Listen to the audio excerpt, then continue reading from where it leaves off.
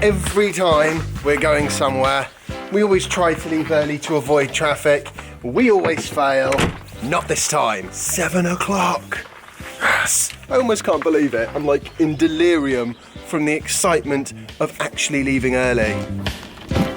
Micro road trip time.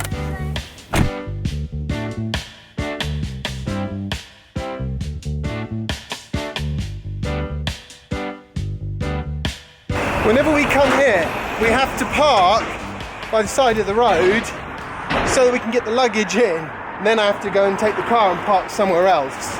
It's just the way it goes around here. Nowhere to park a big car like a Tesla. Right.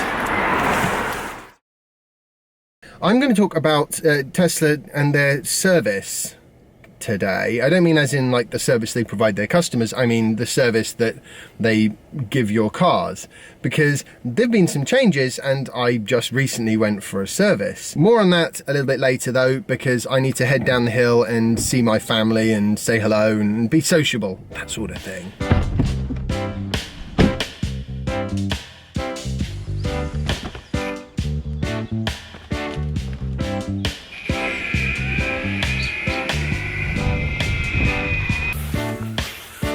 Hi everyone! That's a nice little civilised trip.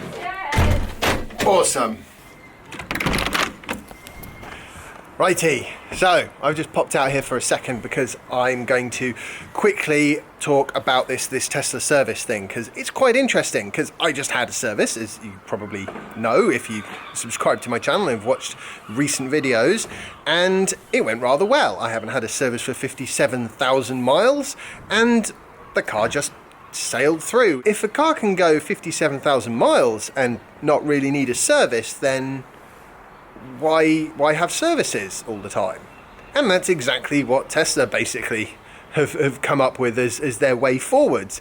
And I think they're going to benefit from this in quite a large way, from just having the reduced workload at their service centres. But also, I genuinely don't think that a well-designed EV needs to be regularly serviced the way a petrol or diesel car does.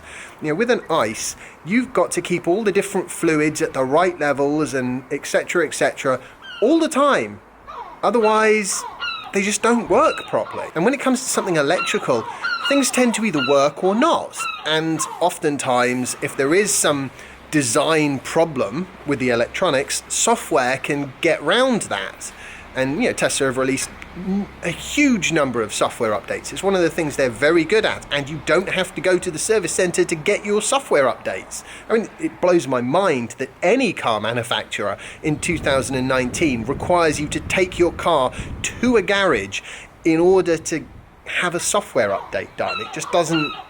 There's something about that just does not compute to me. I'm extremely pleased about this. I think it's a great move for Tesla, and I think it will help to convince people over time that the EVs are more reliable, because the thing about something like more reliable or less likely to have high maintenance costs towards the end of its life and things like that, nobody really knows until you've got experience, until you've got cars out there on the road that have been on the road for 10, 15 years. And I don't mean the sort of outlier type cars that do 150,000 miles a year.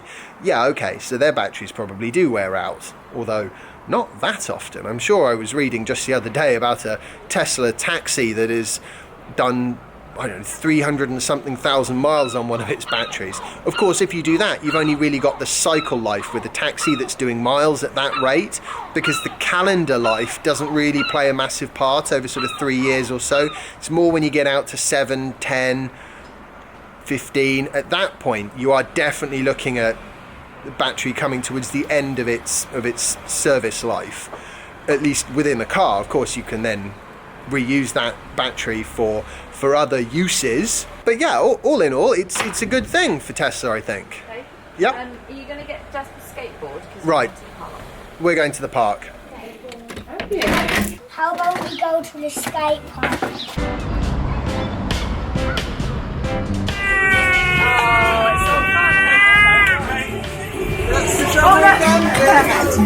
Isn't it? Yeah, this one I just left them.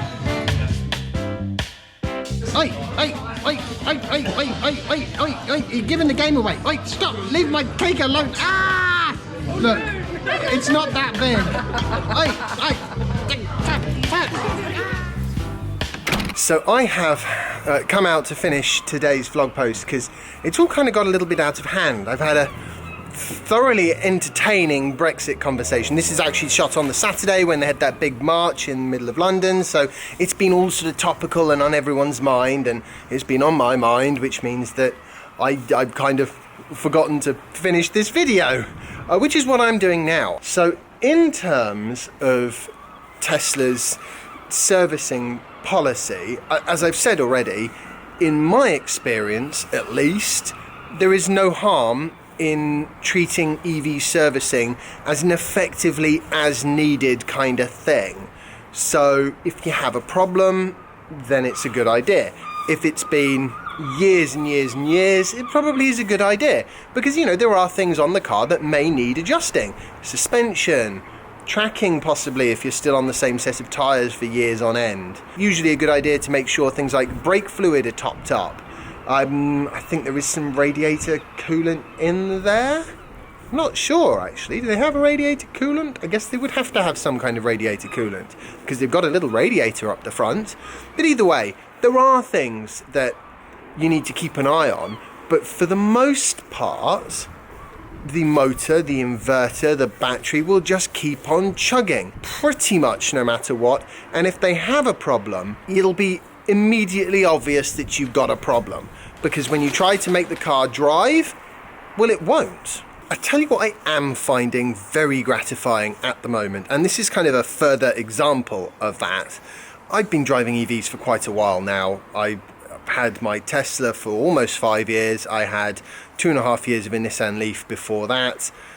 It's quite a lot of driving, quite a lot of following the EV movement. I've had my YouTube channel now, I don't know, for about 4 years or something, so it's a fairly decent length of time, and in that time I've actually got to witness the transformation of the rest of the EV industry, and indeed the perception of the public actually, from thinking that EVs were a bit of a joke to thinking they were a sort of corner case, a niche, something that people weren't going to, it was never going to reach wide mainstream adoption. And also back then, of course, there was a lot of people who would say, oh, the maintenance won't be any better with an EV. It should be, but you know, they're unreliable, or Teslas are unreliable, or they won't last very long. The typical one is, oh, it'll only last 2-3 years and then the battery will be dead, etc., etc. And as time has gone on, EVs have proven again and again that although it might take a little bit more planning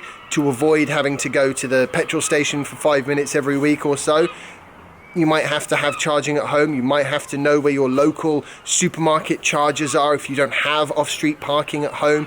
You know, there are barriers to overcome, certainly, but you have to offset against that all the advantages, which is what a lot of people often forget when it comes to EVs, or at least they have in the past. And now we're starting to get real concrete proof. I remember when Tesla first had the Model S out, and I went and bought one, and I was a bit miffed, to be honest, that the EVs that were supposed to be virtually maintenance free, and yet Tesla said, I mean, the original service plan which I had, the terms and conditions actually said that you have to get the car serviced every 12,500 miles or a year. So I did, and I thought, well, you know, why am I getting this thing serviced every 12,500 miles when it's supposed to be virtually maintenance free? And now guess what? Tesla have got through most of their bugs, and I think often at that early stage that was actually the main point of the servicing, really, was for them to find out how the cars were aging so that they could change the design further down the line so that they didn't have the sort of problems that some of the earlier cars had. Now we've started to move beyond that.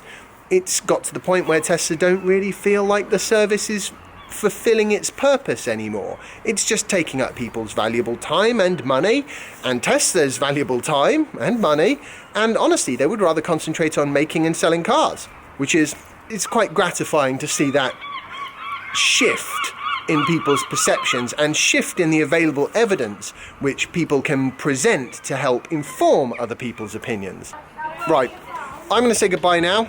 I hope you've enjoyed today's vlog post. If you have, remember to like it, share it, subscribe if you haven't already, follow me on Instagram and Twitter if you don't already, and I will see you in the next episode. Bye.